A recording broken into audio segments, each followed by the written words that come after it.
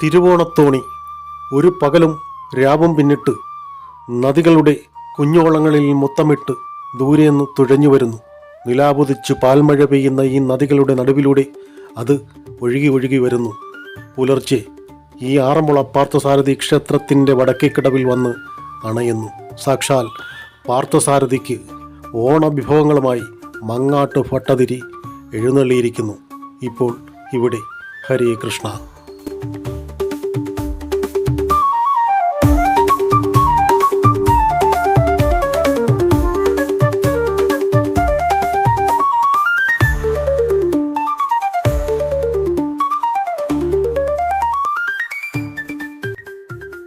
ആറന്മുളയ്ക്ക് കിഴക്കുള്ള കാട്ടൂർ ഗ്രാമത്തിലെ മങ്ങാട്ട് മഠത്തിലെ ഭട്ടതിരി എല്ലാ വർഷവും തിരുവോണനാളിൽ പതിവായി ഒരു ബ്രാഹ്മണന് കാൽകഴിച്ചൂട്ട് നടത്തി വന്നിരുന്നു.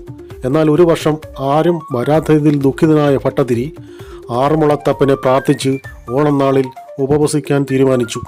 അപ്പോൾ തേജസ്വിയായ ഒരു ബാലൻ ഭട്ടതിരിയുടെ ആതിഥ്യം സ്വീകരിക്കാൻ എത്തുകയും ഇനിയുള്ള കാലം ഭട്ടതിരി തന്നെ വിഭവങ്ങൾ ആറന്മുളയിൽ എത്തിച്ചാൽ മതിയെന്നും ആ ബാലൻ പറഞ്ഞു. തുടർന്നു സാക്ഷാൽ ആറന്മുളത്തപ്പൻ തന്നെയാണ് ഈ വന്നതെന്ന് മനസ്സിലാക്കിയ ഭട്ടതിരി ഇത് എല്ലാ വർഷവും തിരുവോണത്തോണിയിൽ കാഴ്ചകളുമായി ആറന്മുളയിൽ എത്തിക്കുന്നു.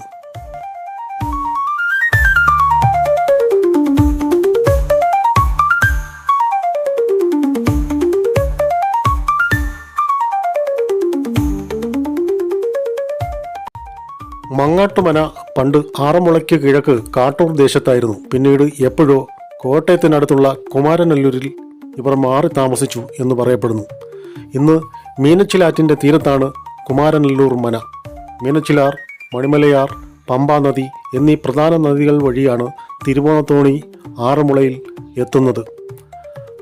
ഇപ്രകാരം കാട്ടൂർ ഭട്ടതിരിക്ക് വേണ്ടി തിരുവോണത്തോണിക്ക് അകമ്പടി സേവിക്കാൻ ധാരാളം കരക്കാർ ചുണ്ടൻ വള്ളങ്ങളുമായി എത്തുകയും എല്ലാവരുടെയും സൗകര്യാർത്ഥം തിരുവോണം കഴിഞ്ഞ് ആറന്മുള പാർത്ഥസാരഥി വിഗ്രഹ പ്രതിഷ്ഠാ ദിനമായ ഉത്രട്ടാതി ദിനത്തിൽ ഇവിടെ ചരിത്ര പ്രശസ്തമായ ഉത്രട്ടാതി വള്ളംകളി നടക്കുന്നു. നേരത്തെ 48 പള്ളിയോടങ്ങളായിരുന്നു എങ്കിലും ഇപ്പോൾ ചെറുതും വലുതുമായി അനേകം വള്ളങ്ങൾ ഇവിടെ ഈ പമ്പാ നദിയിൽ ജലകേളിയിൽ പങ്കെടുക്കുന്നു.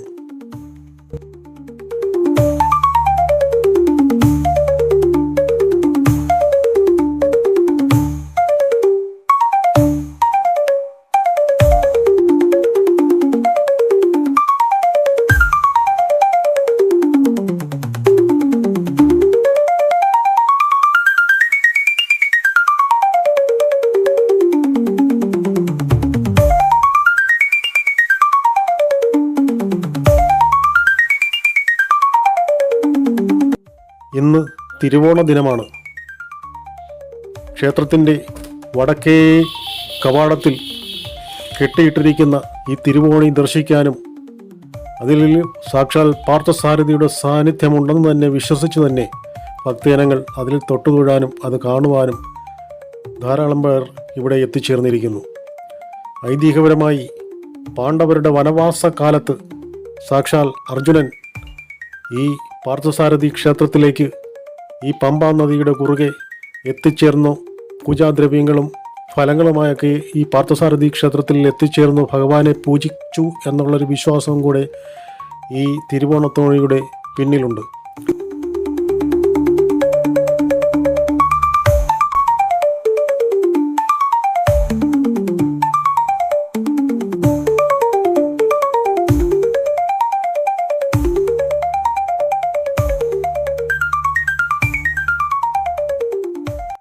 ഇന്ന് തിരുവോണ ദിവസം കഴിഞ്ഞ് 3-ാം നാളിലാണ് ഉത്രട്ടാതി ജലകേളി.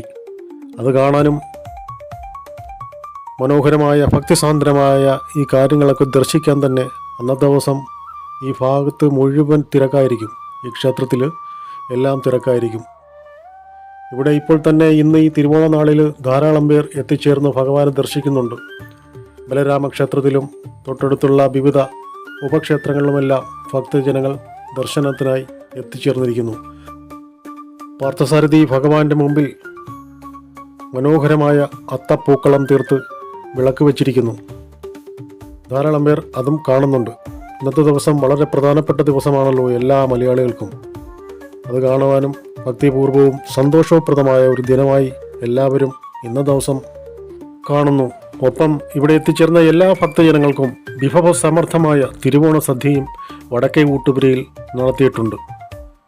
ഭക്ഷണമൊക്കെ കഴിഞ്ഞ് ധാരാളം പേർ ഇവിടെ തന്നെ വിശ്രമിക്കുകയും വിവിധ പൂജകളിൽ പങ്കെടുക്കാൻ കാത്തിരിക്കുകയും ചെയ്യുകയാണ് പടിഞ്ഞാറ നടയിൽ.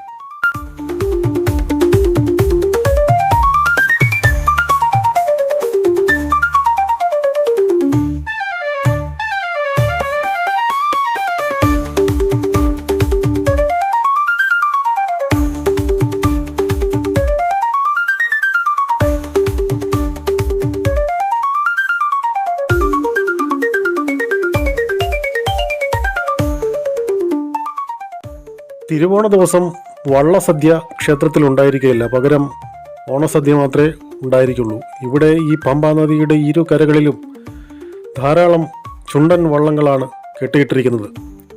ഇത് തൊട്ട് അടുത്ത ദിവസങ്ങളിൽ നടക്കുന്ന ഊത്രട്ടാതി ജലകേളിയിൽ പങ്കെടുക്കാനുള്ള ചുണ്ടൻ വള്ളങ്ങളാണ്.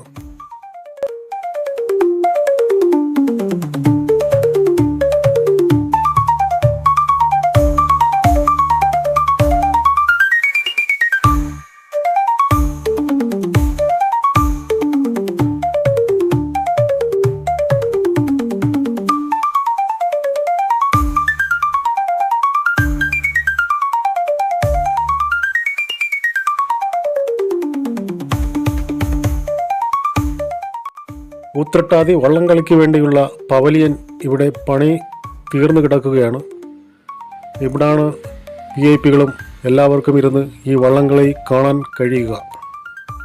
ഒപ്പം പമ്പാ നദിയുടെ ഇരു കരകളിലും തിങ്ങി നിറഞ്ഞിരിക്കുന്ന പുരുഷാരവത്തെ സാക്ഷി നിർത്തിയായിരിക്കും ഊത്രട്ടാതി ജലകേളി ഇവിടെ നടക്കുക.